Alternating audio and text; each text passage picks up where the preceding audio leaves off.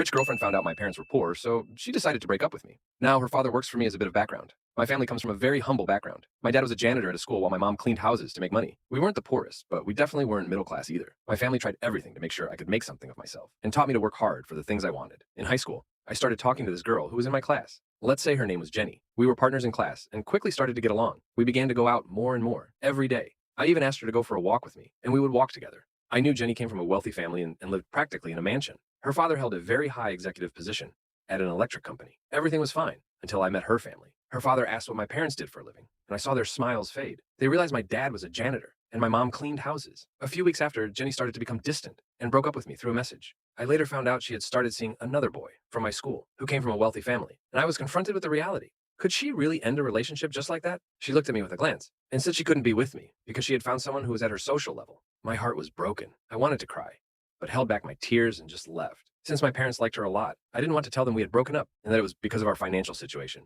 It would have crushed their pride. Not being good at school, I went to trade school and became an electrician. To get by, I worked like crazy, saving to have income. While everyone was at college, I was working in the real world. Staying focused, I used the pain from my breakup to work even harder, and after a few years, I managed to open my own business. However, owning a business started to pose problems after a few months. But my hard work eventually started to pay off. I even began to buy real estate with the money I earned and expand my company. It grew from when I started buying up all the one small competitors. I bought them when they didn't have much value yet. I then bought an electric company from a man who was soon to pass away. He thought I could save his company, and it was the only company still on the table. Buying it would make me the sole player in this field. I would have the monopoly. And it turned out that one of the men behind this company had a very familiar name.